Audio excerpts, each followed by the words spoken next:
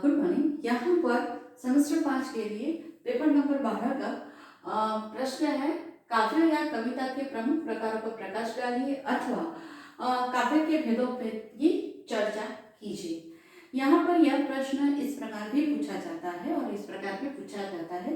अन्य तरीके से यहाँ पर प्रबंध काव्य, मुक्त काव्य जो भी आ रहे हैं उसके भेद पर भी प्रश्न बनता है और उस पर भी यह प्रश्न पूछा जा सकता है और उसमें भी इसी प्रकार का उसका उत्तर होगा। इसके मुद्दे हम देखते हैं तो पूर्व भूमिका, काव्य के प्रमुख भेद या प्रकार, प्रबंध काव्य के लक्षण, मुक्तक काव्य के लक्षण, प्रबंध और मुक्तक काव्य में अंतर, महाकाव्य के लक्षण, खंड काव्य की चर्चा, महाकाव्य और खंड काव्य में अंतर, उपसंहार। आपको यहाँ पर मुद्दे देखने पर यह तो पता चल गया होगा कि पूर्व भूमिका में हम इसके बारे में कोई बात करेंगे, उसके पश्चात काव्य के प्रमुख भेद या प्रकार की हम चर्चा करेंगे और उसी भेद में आएगा प्रबंध काव्य, मुक्तक काव्य। उसके पश्चात का जो मुद्दा है उसमें हम देखेंगे कि इसी दोनों के आधार पर हम यहाँ पर यह मुद्दा लिखेंगे। यानी कि कहने का तात्पर्य यह है कि प्रबंध काव्य के जो लक्षण है, मुक्तक काव्य के जो लक्षण है, उसके आधार पर हम यहाँ पर उसमें अंतर बताएंगे। उसी तरह से महाकाव्य के लक्षण जो है और खंड काव्य के जो लक्षण है, खंड काव्य की जो हम चर्चा करेंगे, उस दोनों के आधार पर ही हम यहाँ महाकाव्य और खंड काव्य में अंतर दिखाएंगे।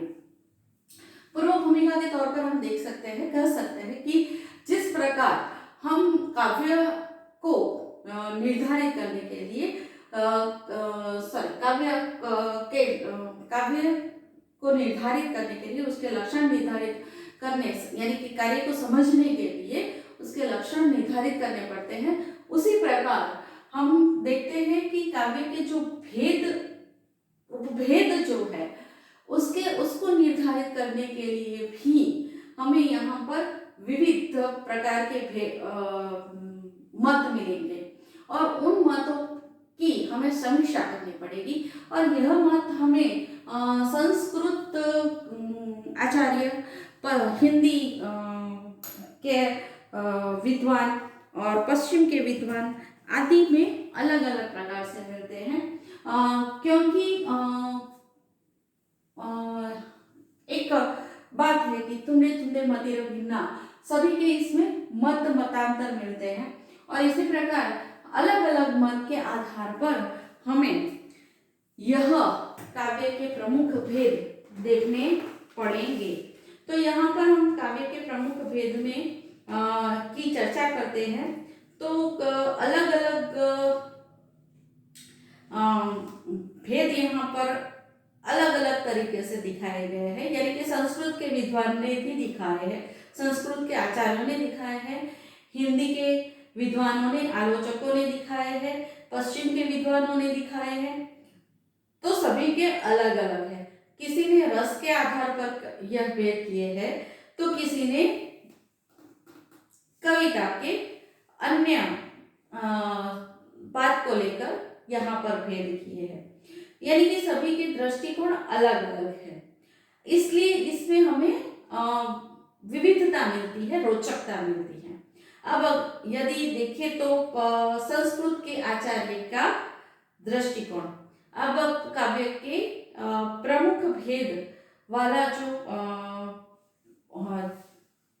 मुद्दा है वहां पर हम देख सकते हैं कि यहाँ पर 3 लोगों के हमें मत लेने हैं, संस्कृत के आचार्य, हिंदी के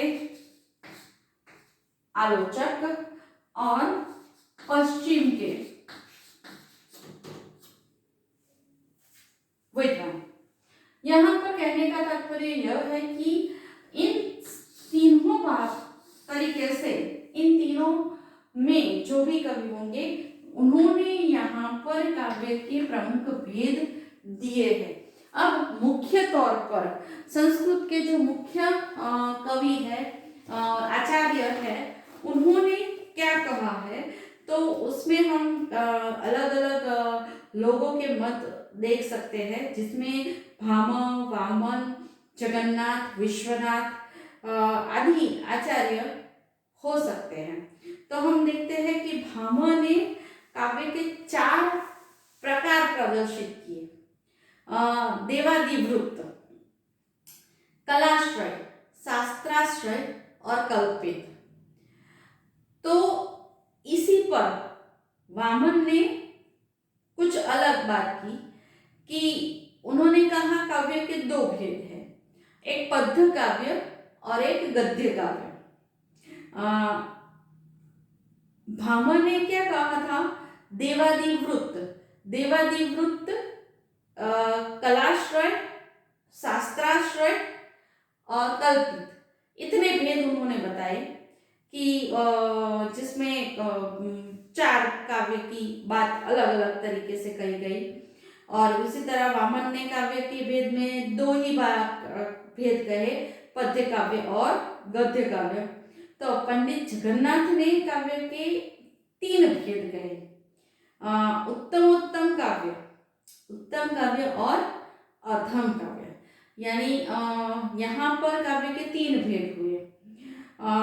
आचार्य विश्वनाथ ने काव्य के 2 भेद कहे, श्रव्य काव्य और दृश्य काव्य।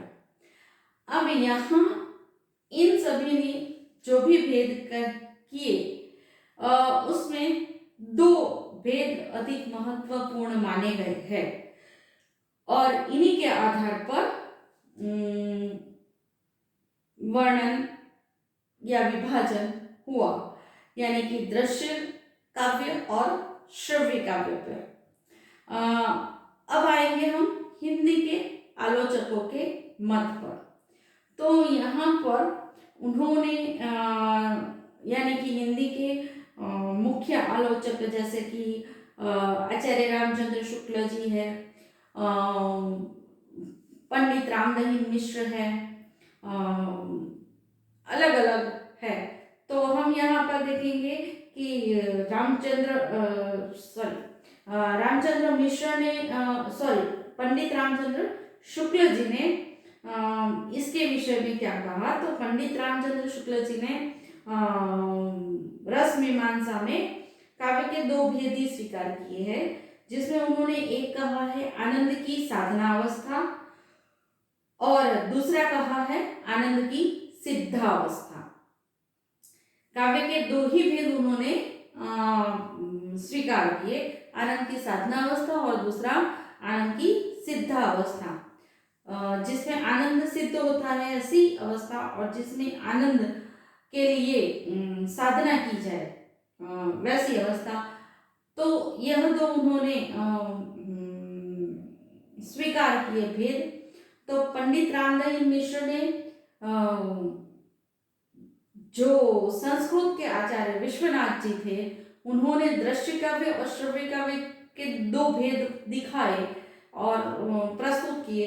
वही यहाँ पर उन्होंने अपने काव्यादर्श में स्वीकार किए। और पश्चिम के विद्वानों ने प्रसिद्ध विद्वान जो थे कि डंटन, उन्होंने 2 भेद बताए, एक शक्ति काव्य और दूसरा कला काव्य, यानी कि पोएट्री ऑफ एन एनर्जी और पोएट्री ऑफ एन आर्ट। और इसी तरह अन्य एक विद्वान है हेनरी हडसन, उन्होंने विषयगत काव्य और विषयगत काव्य यानी कि सब्जेक्टिव पोएट्री और ऑब्जेक्टिव पोएट्री,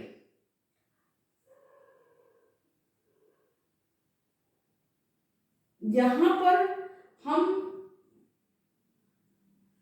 पश्चिम की, हिंदी के और संस्कृत के आचार्यों के